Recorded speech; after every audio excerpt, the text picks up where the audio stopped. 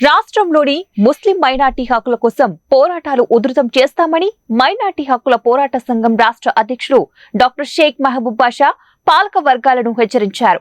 శనివారం కర్నూలు నగరంలోని మన Telugu TV, one TV media ప్రధాన కార్యాలయంలో డాక్టర్ షేక్ మహబూబ్ బాషా అధ్యక్షతన మైనార్టీ పోరాట హక్కుల సంఘం సమావేశం నిర్వహించారు.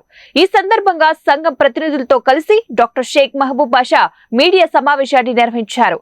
ఈ సందర్భంగా షేక్ మహబూబ్ బాషా మాట్లాడుతూ రాజకీయ పార్టీలకు అతీతంగా ముస్లిం మైనార్టీ పోరాట హక్కుల సంఘం ఆధ్వర్యంలో రాష్ట్ర వ్యాప్తంగా ముస్లిం మైనార్టీల హక్కుల కోసం నిరంతరం ఉద్యమాలు చేపడతామని తెలిపారు.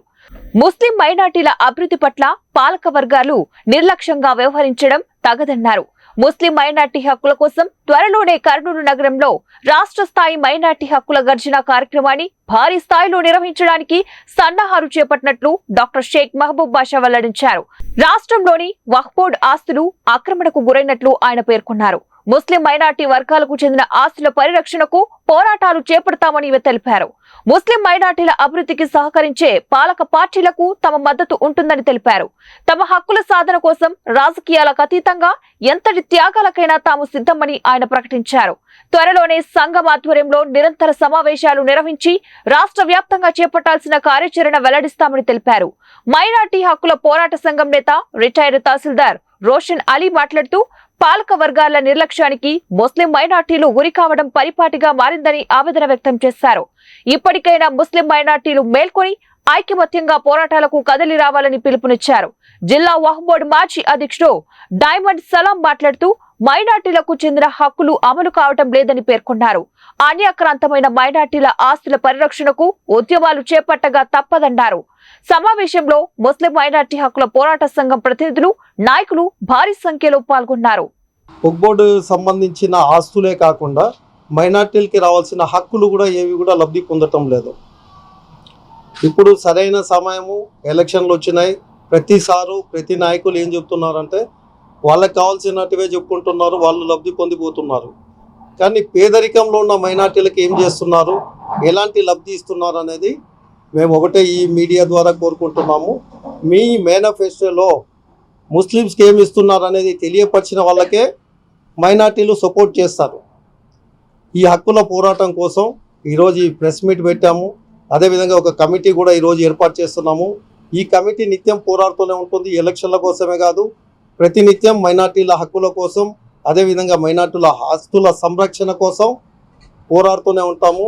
ఈ హక్కులు ఆస్తుల కోసం ఏ పార్టీకి సంబంధించింది కాదు, ఇది ఒక రాజకీయ పార్టీ కాదు, ఇది కాదు. మైనార్టీ హక్కుల పోరాట కమిటీ ఈరోజు ఏర్పాటు చేశాము.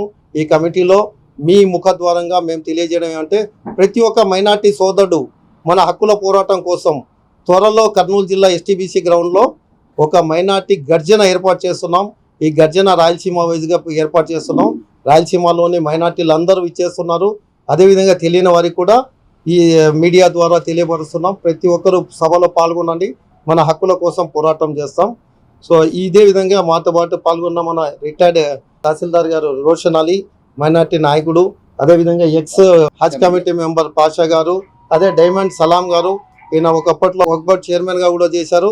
అందరూ కలిసి ఒక కమిటీ సోమవారం రోజు నిర్ణయిస్తున్నాము. సోమవారం తర్వాత ప్రతి ఆదివారం మా మీటింగ్లు పెట్టుకుంటున్నాం. ఈ మీటింగ్లలో కూడా మీడియా వాళ్ళకి ఆహ్వానిస్తాము. దయచేసి మీడియా వాళ్ళందరూ కవర్ చేసి వార్తల్ని మా హక్కుల కోసం మీరు కూడా సహకరించవలసిందిగా కోరుతున్నాం.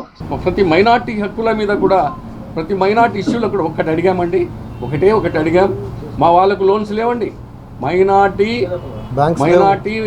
ఇది ఉంది, దాని మీద లోన్ మైనార్టీ ఫైనాన్స్ కార్పొరేషన్ నుంచి ₹1 లోన్ లేదండి. మరి అంతకుముందు 2 లక్షలు, 1 లక్ష లోన్లు ఇస్తూ ఉండి మా యువతంగా అక్కడే కాఫీ కప్పుల కాడ, టీ కప్పుల కాడే ఇచ్చేస్తున్నారు. మేము ఒకటి అడిగాం, మా వాళ్ళకు ఒక టెక్స్టైల్ పార్క్ పెట్టండి, ఒక 2-3 కోట్లు అయితే అయిపోతుంది, మొత్తం 6 జిల్లాలకు పనికొస్తుంది.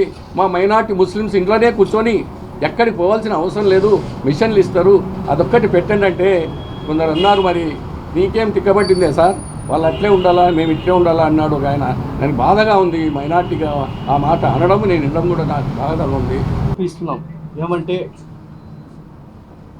ఏదైతే మైనారిటీలకి అన్యాయం జరుగుతుంది, ఆ అన్యాయం కోసం, ఆ అన్యాయాల పోరాటం కోసం మన మహబూబ్ బాషా గారు పిలుపునిచ్చినారు. ఆయన కమిటీ కూడా తయారు చేసినారు.